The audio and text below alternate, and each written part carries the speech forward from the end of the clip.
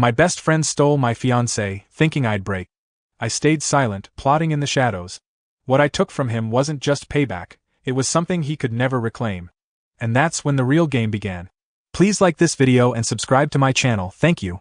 My name is Daniel, 29 years old. I live in a part of the city where the streets are lined with coffee shops and the evenings are painted with the glow of warm street lamps. Life, until then, had been good to me. Better than good. I had Emily, my fiancée. The woman I thought I'd grow old with. She wasn't just beautiful, though she had that rare kind of beauty that could stop a crowded room mid-conversation. She was magnetic. People felt drawn to her energy. She had a laugh that could erase my worst days and a way of looking at me like I was the only person in the world worth seeing. And then there was Marcus, my best friend. Not just a drinking buddy, not just an old classmate, but my chosen family. We'd been inseparable since college. He'd been there for my first heartbreak, my first real job, and every stupid mistake I'd made in between. I trusted him in a way you can only trust someone who's proven, time and time again, that they've got your back. The three of us were inseparable. Emily loved Marcus like a brother. He was at every birthday, every holiday dinner, every lazy Sunday brunch. Our inside jokes could fill a dictionary, our shared memories could fill a book. I thought it was perfect, my best friend and the love of my life getting along so well. That night, the night before everything fell apart, was unremarkable in the way that makes it unforgettable. I was sitting at my apartment desk, laptop open, scrolling through honeymoon destinations. The wedding was 3 months away, and I wanted something perfect for Emily. I imagined her walking barefoot along the shores of Santorini, the Aegean waves brushing against her feet. Or maybe Florence, where we'd eat pasta in little street-side cafes until the sun went down. I was picturing the sparkle in her eyes when I surprised her with the ticket. The phone buzzed on the desk. A text from Emily. Meeting with the florist tomorrow. Don't forget your suit fitting at 5. I smiled, typing back a quick, got it. There was nothing in her words to hint at anything wrong. I leaned back in my chair, feeling that deep contentment that comes when you believe you've made all the right choices in life. Emily was mine. Marcus was my brother. And the future felt like a long, bright road laid out before me. Little did I know that road ended at a cliff. The next morning began like a page I had already lived. Coffee rinsed the sleep from my eyes, the street outside hummed with early traffic, and my calendar pinged reminders with the steady confidence of a metronome. Life felt rehearsed, reliable, safe. I told myself routine was a sign of stability. I did not yet understand that routine can also cover the soft hiss of something breaking. I arrived at the tailor early for the suit fitting, thinking of the florist appointment Emily mentioned for later.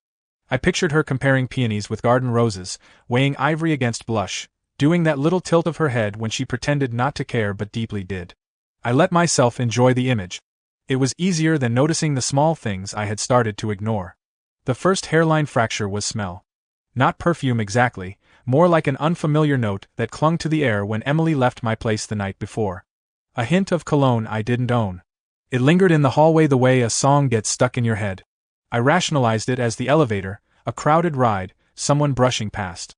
The building was full of lives bumping into each other. I refused to assign meaning to a scent. The second fracture was time. Emily had become precise.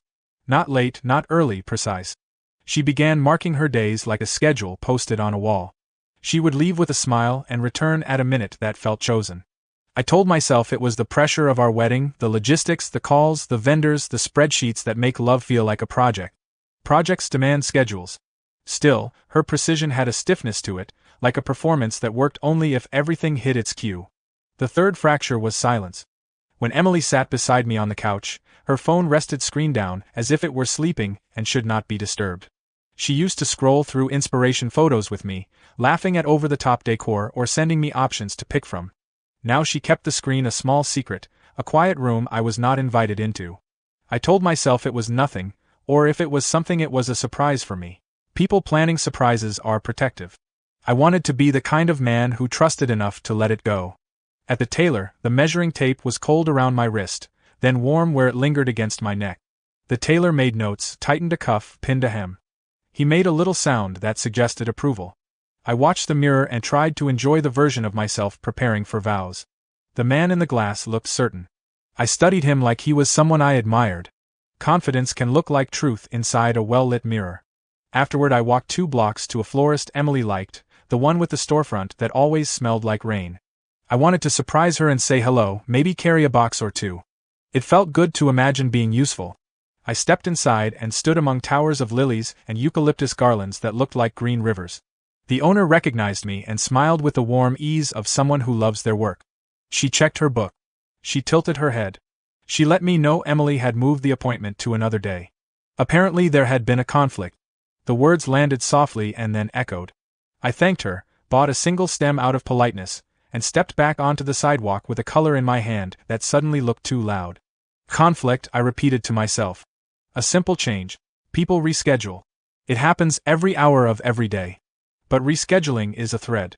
You can tug it and see what else moves. On the walk home, I decided to stop by Marcus's place. It was not far, and he had been oddly quiet lately. Missed calls. Short responses. He was the kind of friend who once knew when to show up before I could ask. Lately he seemed to be studying how to be elsewhere.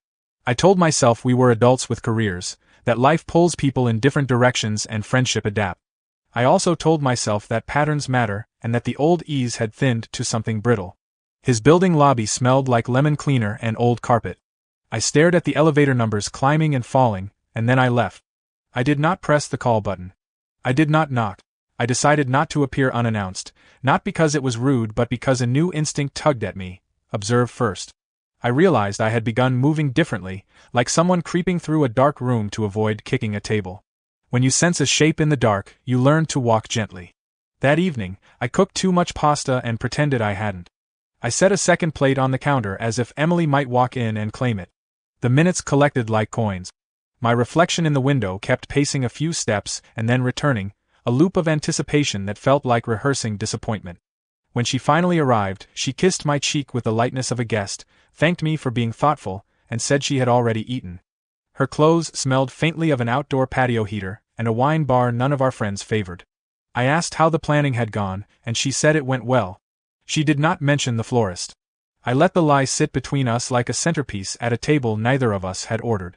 Later, while she showered, I cleaned the counter and found a neatly folded receipt tucked into her tote under a lipstick stain on a paper napkin shaped like a wineglass ring. The restaurant name was unfamiliar. The time matched the hour she said she was with her mother. The bill was for two. The amounts were similar to what Emily would spend with a friend, and yet the gratuity was too careful, the kind of tip that performs courtesy.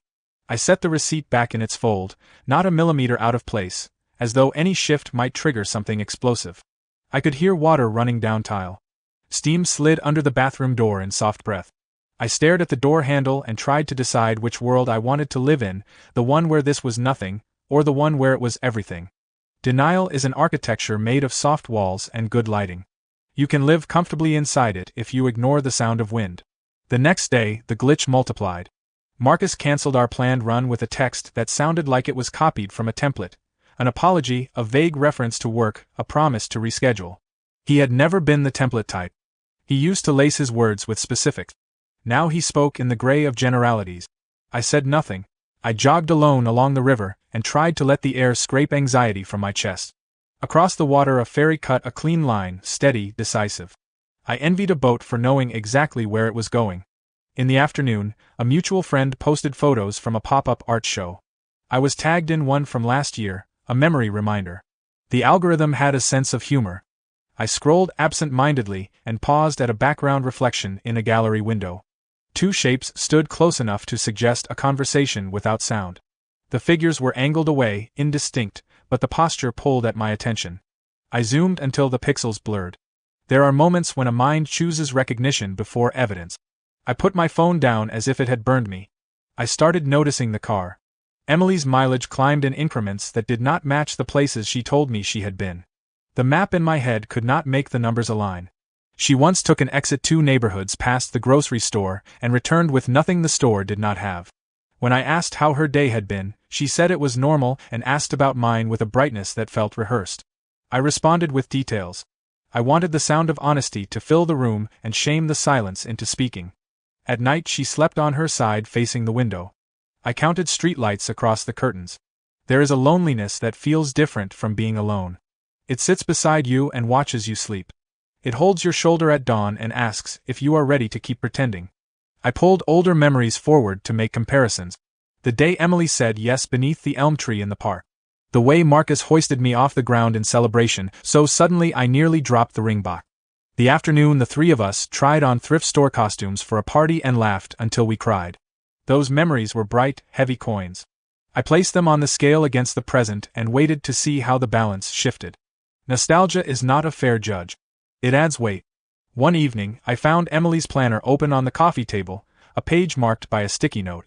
The handwriting looked rushed, less elegant than usual. There was a meeting name I did not recognize, a place I had never been, and a small star drawn in the margin. She never drew stars. I felt like a detective in a case where the suspect is also the victim, where the evidence is a mirror that keeps reflecting your own face back at you. I began setting small traps for certainty. Nothing cruel, just tests of alignment. I would mention a place casually and see if her story incorporated it. I would purposely forget a detail she had shared and watch whether she corrected me or allowed the fiction to float. I monitored how often my name appeared on her phone screen. It was less than before. New contacts bubbled to the top. Some were colleagues I knew. Others were numbers I didn't. I told myself that love is not surveillance, that trust cannot live in a cage. I also told myself that love without awareness is naivete. I started carrying both truths at once and felt the strain in my grip. Days layered over each other. A string of almosts, nearlys, maybes. I built a tolerance for the ache the way people build a tolerance for cold water. I could stand in it longer each time. I distracted myself with work, with clean kitchen counters, with gym sessions that left my muscles humming so loudly I could not hear my thoughts. At odd hours I would draft an overly detailed email or reorganize a drawer. Order is a pleasant lie. It suggests that if you can control the visible parts, the invisible ones will behave. The next slip came disguised as generosity. Emily planned a weekend away for the two of us, a quiet cabin north of the city with a lake the color of an old bottle. She booked it with decisive care, sent me photos of a fireplace and a small dock edged with reed. It looked like a brochure for new beginnings. I wanted to say yes without reservation, to fall into the version of us that surprised each other with tenderness rather than alibis. I said we should go. She smiled with relief so complete it made me suspicious of what the weekend was meant to cover. On the drive up, she played a playlist that did not sound like hers. It had songs she would normally skip and artists she once teased me for enjoying. She knew I would notice. When I glanced over, she tapped the rhythm against the steering wheel as if the music had always been part of her. Identities blend when people spend time together. They also change when someone new enters the orbit. I filed it away without comment. The cabin smelled like cedar and the remains of last winter's smoke. We cooked together, moved around each other like a dance we still knew, and for stretches of time it was almost easy. We walked the lakeshore at dusk and watched the water turn to sheet metal. She leaned her head against my shoulder. I felt both held and far away, like I was hugging a memory that had learned how to mimic a body. That night, while she slept, I stepped outside with a blanket and sat on the step. The sky was black velvet pinned with a few sharp stars. My breath made small ghosts in the air. I replayed the last few months in my head like footage from multiple cameras. The overlap was wrong. The timestamps did not agree. I realized I wasn't searching for a smoking gun. I was searching for permission to stop pretending I hadn't already seen it. When we returned to the city, normal resumed with the indifference of a clock. Marcus sent a message acknowledging he had been distant and promised to make time soon. He attached a smiling photo from somewhere that did not look like his office. Emily's calendar filled in neat columns. Mine did too, except for the blank space I carved out in the late evenings where I sat and tried on different versions of the future like clothes laid out on a bed. The last fracture was small but decisive. Emily left her car keys on the table one morning and asked me to pass them on my way out. The keychain had always been a simple loop with a single charm I gave her. That morning it had an addition, a small metal tag engraved with an initial that was not mine. It could have been anything: brand swag, a gift from a coworker, an accident in a coffee shop lost and found bin. It could have been, until the recognition landed with that quiet, merciless certainty I had been rationing. The initial matched the person who would one day call me brother-in-law. I closed my hand around the keys and felt the cold bite into my palm. When I handed them back, I watched Emily's eyes. People reveal themselves in the half-seconds between gesture and word. There was a flicker, then composure. She thanked me and left. The door clicked shut and the apartment exhaled. I stood in the sound of my own breathing and admitted what I had been stretching thin over weeks of denial. Something essential had been moved when I wasn't looking. A table, a wall, a lock. I was living in a house that had been rearranged by strangers who knew the floor plan better than me. I did not confront. Not yet. I cleaned the countertop with slow circles. I watered the plant by the window.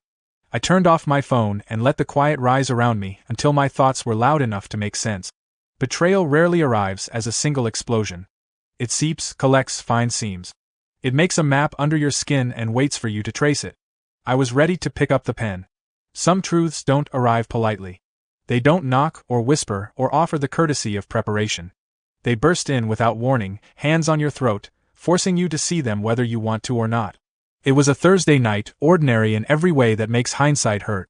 The air carried that early spring dampness, the kind that seeps into your clothes without asking. I'd finished work earlier than expected and, on impulse, decided to surprise Emily. She'd told me she was meeting her mother to finalize the seating chart for the wedding. She said it with the same smooth tone she used when telling me what she had for lunch, no wait, no hesitation. I believed her. On the drive, I stopped at a small bakery we both loved, the one where the owner still recognized us from our first date. I bought her favorite, raspberry almond cake, boxed in neat white paper tied with thin red string. I imagined her face lighting up when I appeared at her door unannounced. I even pictured calling Marcus afterward, telling him I'd stolen the evening for myself. The elevator ride up to her apartment felt like the start of a warm scene. My chest was light, my grip on the cake secure. I was already rehearsing the way I'd lean against her doorframe, pretend to be a delivery guy, and watch her laugh when she realized it was me. Then I heard it, through the half-closed door before I even knocked. A sound I recognized too well. Her laughter. Not the polite kind she used in public, not the low hum she gave strangers. This was her private laugh, open, unrestrained, the one I used to think she saved for me alone. And woven through it, almost like a harmony, was a man's voice. Marcus's voice. At first, my brain rebelled. It tried to rewrite the scene into something that could still make sense. Maybe Marcus had stopped by to drop something off, maybe they were reminiscing, maybe I had no reason to stand frozen outside my own fiancée's door like an intruder. But then I caught the rhythm of their voices, too close, too low, punctuated by soft breaths, and that intimate kind of laughter you only share when distance has already vanished. My heartbeat slowed, not sped up. That's the strange thing about shock, it can feel like falling underwater. Every sound becomes heavy. Every motion drags. I pushed the door. It wasn't locked. The gap widened just enough for me to see. Two bodies. Too close. Her hands on his shoulders. His mouth near her neck. No space between them except for the thin betrayal slicing me open. The box in my hands slid from my fingers, landing on the carpet with a dull, ugly thud. I didn't even look at it. They didn't see me. Or maybe they did and didn't care. I didn't speak. I didn't slam the door or demand an explanation. I just turned, each step carrying the weight of something I hadn't realized I was still holding, hope. By the time the elevator doors closed, my chest felt hollow. Not burning. Not even hurting. Just empty. I drove aimlessly for nearly an hour before I parked by the waterfront. The city lights shimmered on the water like scattered coins, unreachable and false. My hands stayed locked on the wheel long after the engine stopped. It would have been easier if they had been strangers.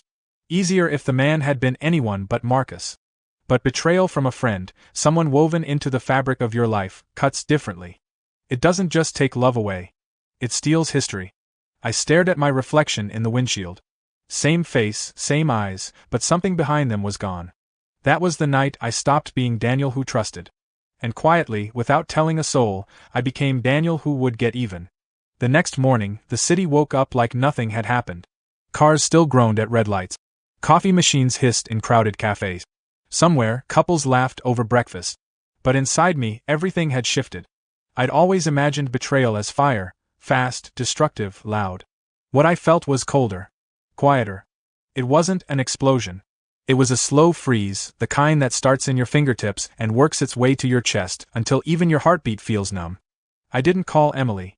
I didn't call Marcus. I let their silence match mine. In the movies, this is the part where the wounded hero storms in, demands answers, screams until the neighbors knock on the walls. But I didn't want answers. I didn't want their apologies. I wanted something else, something that would last longer than the fleeting satisfaction of watching them squirm. The first step was control. If I confronted them too soon, the shock would be mine. If I waited, the game would be theirs. But if I stayed silent, if I made them think I knew nothing, I could move unseen. For 3 days I studied them. Emily texted as if nothing had happened, updates about the caterer, a photo of a dress alteration, little hearts at the end of each message. Marcus called once, his voice unnervingly casual, asking if we were still hitting the gym that weekend. I said yes to both of them. Not because I meant it, but because every yes I gave was a rope I let them wrap around themselves. And then, Sophie, Marcus's younger sister. I'd met her only a handful of times, family dinners, holiday gatherings. She was different from him. Where Marcus was all loud charm and quick wit, Sophie had a quiet strength. She didn't waste words. When she laughed, it was never to fill space, it was because something truly reached her. I remembered once, years ago, catching her watching Marcus with a look I couldn't quite read. Not admiration. Not hatred. Something in between. Like she saw all his flaws and chose to keep her distance. She came into my mind that night as I lay awake, staring at the ceiling. The thought wasn't clean. It wasn't noble, but it was perfect. If Marcus could take what was mine without hesitation, then maybe it was time I took something from him, not as a mirror, but as a message. I didn't want Sophie as a pawn. I wanted her because she was everything Marcus wasn't, and because being with her would make him feel what I felt when I opened that apartment door. The next day I reached out. I didn't mention Marcus. I didn't mention Emily. I simply said I'd been going through something and could use a friend. I expected hesitation, maybe even refusal. But she replied quickly. She suggested we meet for coffee. I stared at that message for a long time before I typed back. When I finally hit send, I realized something. I wasn't just planning revenge anymore. I was planning to take back control of my life, one move at a time. The coffee shop Sophie chose was tucked between a used bookstore and a flower stall that perfumed the whole street. It was the kind of place where time felt slower, where the air smelled like roasted beans and rain-soaked pages. I arrived 10 minutes early, not because I was eager, but because I wanted to see her walk in before she saw me. She appeared exactly on time. Dark hair pulled into a loose knot, a coat that looked warm enough to fight off the cold but soft enough to invite touch. She didn't scan the room nervously or rush her steps, she walked with a kind of calm that told me she didn't need to prove herself to anyone. When her eyes found mine, she smiled. Not the automatic, polite smile people give out of habit. This one was deliberate, measured, real. We sat by the window, the rain just beginning to tap against the glass. At first, we spoke like acquaintances who barely knew each other, safe topics, surface level. I let her lead, testing the rhythm of her voice, the way her gaze didn't dart away like most people's did. And then, without planning it, I told her the truth. Not the watered-down version I'd prepared, but the raw one. I told her about Emily. About Marcus. About the night at the apartment, the cake on the floor, the way my chest had gone hollow. Her expression changed, not in shock, not even in pity. It was something sharper. She didn't defend Marcus. She didn't try to soften it.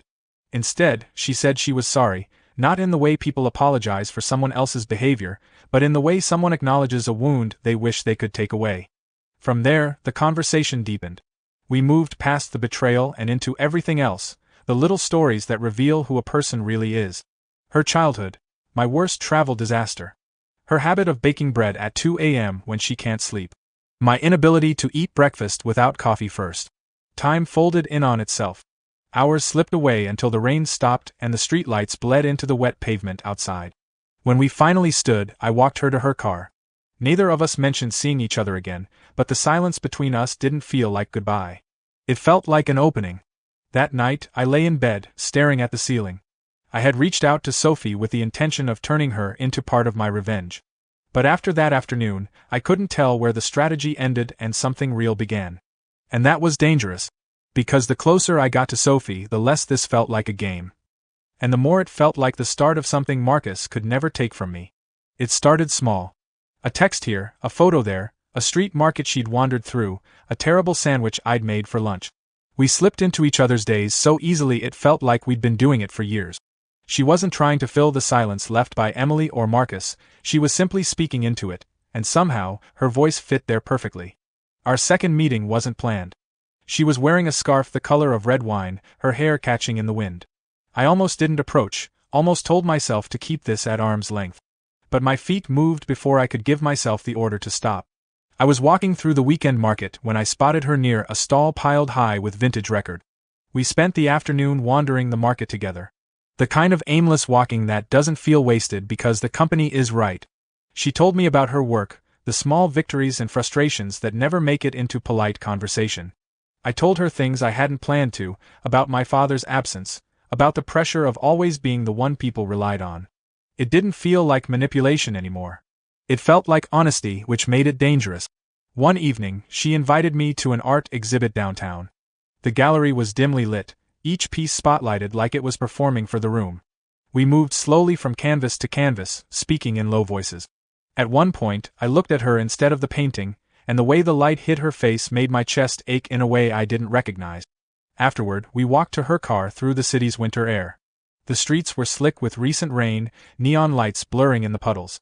She stopped to adjust her scarf, and for a moment, the space between us narrowed to something electric. I didn't plan it. I didn't think about Marcus. I just leaned in, and she didn't pull away. The kiss was unhurried, but certain. The kind that doesn't ask for permission because the answer is already written in the air. When we broke apart, she smiled in a way that wasn't shy, but knowing. She didn't ask what it meant, and I didn't offer an explanation. Driving home, my mind was a storm I couldn't quiet. I had told myself Sophie was part of a revenge story, a calculated move to make Marcus feel what I felt. But now I wasn't sure if I was still the one in control of the game. Because the truth was this, I didn't just want her to hurt Marcus. I wanted her. And for the first time since that night at Emily's apartment, I realized revenge might not be my endgame anymore. Tea happened sooner than I planned. Marcus wasn't supposed to find out yet. I had imagined dragging it out, letting him live in comfort while the ground beneath him quietly rotted. But some secrets can't be contained, especially when they burn hot enough to light the room. It was a Sunday afternoon, cold but bright. I was at Sophie's place. She'd made tea, the steam curling into the air while music hummed softly from her speakers. We weren't talking about Marcus. We never did unless I brought it up, and lately, I hadn't. My phone buzzed. Marcus. I almost didn't answer, but the third call in a row told me he wasn't going to stop. When I picked up, his voice was raw, sharp with something between rage and disbelief. He'd heard. Not from Sophie. Not from me. But from someone who'd seen us together downtown, someone who knew exactly what Marcus's sister looked like and exactly who I was. There was no greeting. No attempt at civility. Just the kind of venom only betrayal can conjure. Except this time, the betrayal wasn't mine to feel, it was his. He demanded to know if it was true. If I was with her. If I'd crossed the line he believed was sacred. I didn't lie. I didn't even hesitate. Yes, I told him. And then I stayed silent, letting the words sit in the air like a loaded gun. The reaction was instant, breathing uneven, words tumbling out in a rhythm that broke under their own weight. He accused me of trying to destroy him. Said I'd gone too far. Said I was vindictive, twisted. I let him talk, every word a confirmation that the knife had gone in deep. When he ran out of breath, I simply said, "You took something from me, Marcus. I just returned the favor." The silence on the other end was thick enough to hear. Then the line went dead. I knew what would come next, Emily. It didn't take long. An hour later, she messaged me, furious. Accusing me of trying to ruin her happiness. I almost laughed. The hypocrisy was so sharp it was almost art. But I didn't respond. She didn't deserve the energy. That night, Sophie and I had dinner together. I didn't tell her Marcus had called, and if she noticed I was quieter than usual, she didn't press. We talked about her new project at work, about a trip she wanted to take in the spring. Her laughter filled the room, warm and unforced. And sitting across from her, I realized something important. This was no longer just revenge. Because Marcus might have been the reason I stepped through this door, but Sophie was the reason I stayed. Betrayal is like a leak in a ceiling. It doesn't collapse in one instant, it drips. Slow at first, almost invisible, until one day the plaster caves in and everything comes pouring down. That's what happened to Marcus and Emily. At first, I didn't even have to lift a finger. They were doing the demolition themselves. The first sign was social. Mutual friends, people who had been part of our little circle for years, started to distance themselves. Not because I told them what happened, but because Marcus and Emily's story didn't add up. They kept tripping over their own lies, rewriting history to make themselves look like victims. And when two people can't even keep their script straight, the audience stops clapping. The second sign was personal. I heard through the grapevine that Marcus was drinking more, staying out later, avoiding home. Emily, on the other hand, began showing up to events alone, smiling too brightly, laughing too loudly. It was the kind of performance you put on when you're trying to convince yourself you're still winning. Meanwhile, Sophie and I were effortless. No games, no pretenses. We spent weekends exploring parts of the city I'd never taken Emily to: quiet bookstores, hidden rooftop cafes, late-night food trucks where we stood under the glow of flickering neon and shared fries straight from the paper bag. The more time I spent with Sophie, the more I realized she wasn't just Marcus's sister. She wasn't a pawn in my revenge. She was her own person, smart, grounded, with a moral compass that pointed exactly where Marcus's never had. And she cared. Not the shallow kind of caring that comes from guilt or pity. Real caring. The kind that notices when you've been quiet too long and sits with you in the silence until you're ready to speak. Marcus must have felt it, must have sensed that Sophie and I weren't just a rumor. Because the third sign came one night when he tried to contact her. She told me about it afterward, how he called, trying to pull the big brother card, pretending it was about protecting her. She listened, let him talk himself in circles, and then told him she was old enough to make her own choices. And then, my favorite part, she hung up. I didn't gloat. I didn't need to. Because the truth was, Marcus's loss wasn't just about me being with Sophie. It was about him realizing he couldn't control her. That the one person in his life who'd always kept her distance from his chaos was now choosing to be close to me. Emily and Marcus still appeared together in public, but the shine was gone. The looks they exchanged weren't affectionate, they were calculating. Each one seemed to be keeping score. And me? I was done keeping score. I was just living. And every day I lived well, every day Sophie laughed beside me, it was another quiet victory Marcus could never erase. It happened at a mutual friend's engagement party. One of those warm, low-lit gatherings where everyone knows just enough about everyone else to keep the conversations lively but polite. I hadn't planned to go, Sophie convinced me. She said we shouldn't avoid the world just because Marcus might be in it. And she was right. I wasn't hiding anymore. The moment we walked in, I felt eyes on us. Not the curious kind. The calculating kind. Marcus was across the room. Even from a distance I could see he'd aged, not in years but in weight. His shoulders carried it, his jawline had lost its ease. Emily stood beside him in a glittering dress, smiling, but the smile was empty, the kind you wear like armor. For a long moment we just looked at each other. No words, no polite nod.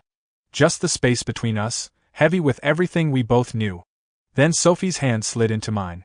It was a small gesture, but it landed like a hammer. Marcus's jaw tightened. Emily glanced at us, and I caught the flicker in her eyes, a mix of shock, jealousy, and something bitter she couldn't swallow. I didn't approach them. I didn't need to. All night, Sophie and I talked with friends, laughed, and moved through the room as if we belonged there, which we did. Marcus and Emily stayed in their corner, orbiting each other but never fully meeting in the middle. At one point, I caught Marcus watching us, his expression unreadable. And for a second, I wondered if he remembered the moment I must have haunted him with, the image of me standing in his place, next to someone he couldn't have anymore. When it was time to leave, Sophie squeezed my hand and we walked past them without a pause. No words. No acknowledgement. Just a silence that said more than any confrontation could. Because the truth was this, Marcus hadn't just lost Emily's victim. He hadn't just lost a friend. He'd lost control. And I was no longer someone he could hurt. Revenge isn't supposed to feel peaceful. At least, that's what I thought. I'd pictured the ending so many times, Marcus angry, Emily humiliated, the two of them choking on their own choices while I stood above it all. And yes, pieces of that happened. But the real victory wasn't in their downfall. It was in the fact that I stopped caring about it. Life with Sophie wasn't about Marcus anymore. It wasn't about Emily. It wasn't even about proving I'd won.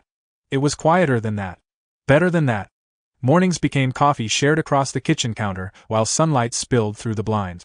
Evenings became walks through the park, our conversations drifting from small things, like whether to try a new restaurant, to the big things, like dreams for the next 5 years. With Sophie, there was no keeping score, no waiting for the other shoe to drop. There was just life. Marcus and Emily faded into the background like old photographs, still there if I ever went looking, but blurred and distant, stripped of their power. I didn't hate them anymore.